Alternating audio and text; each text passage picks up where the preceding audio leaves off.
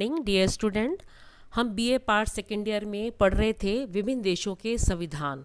उस पे हम अभी तक जो पढ़ रहे थे वो थे अमेरिका के संविधान की विशेषताएं, अमेरिका का संविधान क्या है और उसकी विशेषताओं के अंतर्गत वहाँ की संघात्मक व्यवस्था किस प्रकार से कार्य करती है।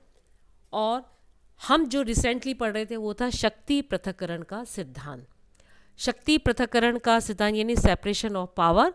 इसमें हमने सरकार के अंगों जो व्यवस्थापिका, कार्यपालिका और न्यायपालिका है वो किस तरह से एक दूसरे के साथ पृथक्करण करती हैं और उनकी क्या विशेषताएं हैं।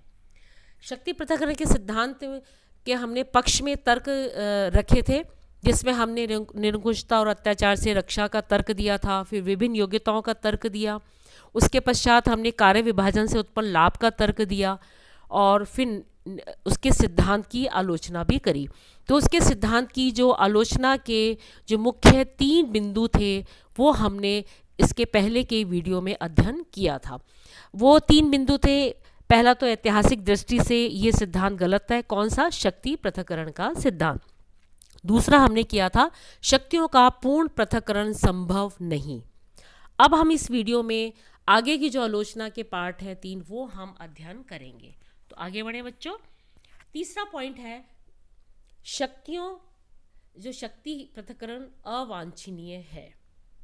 यानी जो शक्ति पृथक्करण का सिद्धांत हम पढ़ रहे थे वो असंभव ही नहीं वरन अवांछनीय है।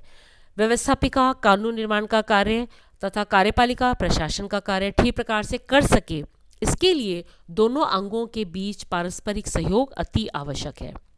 कानून निर्माण का कार्य इतना कठिन है कि इस संबंध में आवश्यक ज्ञान उन्हीं लोगों को होता है जो शासन विभाग से संबंध होते हैं।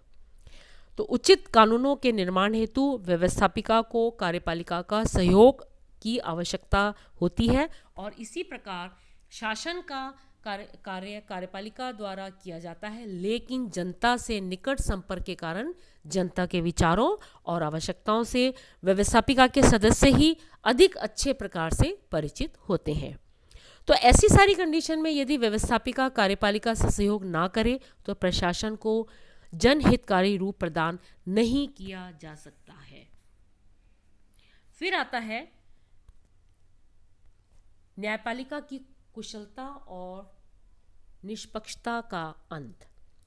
यदि सिद्धांत को कठोरता से अपनाया जाए तो यह सिद्धांत न्यायपालिका की कार्यकुशलता और निष्पक्षता का अंत कर देगा, ऐसे इसके आलोचक मानते हैं। और इस सिद्धांत को स्वीकार कर लेने पर न्यायाधीशों की नियुक्ति ना तो कार्यपालिका द्वारा होगी और न ही व्यवस्थापिका द्वारा होगी, बल्कि वे जनता के द्वारा चुने जाएंगे। अब यदि न्यायाधीश ही जनता के द्वारा चुने जाएं तो जनता के पास इतना समय या इतना डिसीजन मेकिंग पावर नहीं है कि वो न्यायाधीशों की नियुक्ति उनकी योग्यता के आधार पर करे, बल्कि जो न्यायाधीश लोकप्रिय होगा उसके आधार पर चुनाव किए जाएंगे। तो जनता द्वारा निर्वाचित न्यायाधीश अयोग्य, पक्षपातपूर्ण प्रमाणित हुए हैं। वे तर्क और न्याय भावना के स्थान पर पक्षपात और दलीय भावना के आधार पर कार्य करेंगे। तो ये थे इसके 4 पॉइंट। अब हम आगे बढ़ें 5वें पॉइंट की तरफ कि सरकार के तीनों अंगों की असामान्य स्थिति। शक्ति पृथक्करण सिद्धांत इस मान्यता पर आधारित है कि सरकार के तीनों विभाग समान रूप से शक्तिशाली और महत्वपूर्ण हैं, किंतु वास्तव में ऐसा नहीं है। सरकार के तीनों अंगों में कार्यपालिका और न्यायपालिका की अपेक्षा व्यवस्थापिका अधिक महत्वपूर्ण स्थिति रखती है और व्यवस्थापिका द्वारा निर्मित कानूनों के आधार पर ही प्रशासन किया जाता है और इन्हीं कानूनों के आधार पर न्यायपालिका न्याय प्रदान करती है। यानी कहने का ये मतलब है कि व्यवस्थापिका कानून निर्माण करती है, कार्यपालिका उसको लागू करती है और न्यायपालिका इन दोनों के आधार पर न्यायपालिका न्याय प्रदान करने का कार्य करती है। तो ये जो आलोचक कहते हैं कि शक्ति पृथक्करण का सिद्धांत एक दूसरे के बगैर ये तीनों अंग काम नहीं कर सकते, तो ये बिल्कुल सत्य बात है। तो निष्कर्ष रूप से हम ये कह सकते हैं कि शक्ति विभाजन सिद्धांत इन आलोचनाओं के कारण महत्व नहीं कहा जा सकता। शक्ति विभाजन सिद्धांत का अर्थ यदि ले लिया जाए कि तीनों विभागों द्वारा एक दूसरे से कोई संबंध नहीं रखा जाना चाहिए, तो इस अर्थ में शक्ति विभाजन सिद्धांत को अपनाना संभव नहीं है। लेकिन यदि शक्ति विभाजन का यह आशय ले लिया जाए कि सरकार के 3 अंगों को एक दूसरे के क्षेत्र में अनुचित हस्तक्षेप से बचते हुए अपनी सीमा में रहना चाहिए। तो इस रूप में शक्ति विभाजन सिद्धांत को अपनाना न केवल उपयोगी वरन आवश्यक भी है। तो संभवतः मॉन्टेस्क्यू इस सिद्धांत के आधार पर यही चाहते थे और शक्ति विभाजन सिद्धांत इसी रूप में अपनाया जा सकता है और इसी रूप में अपनाया जाना चाहिए।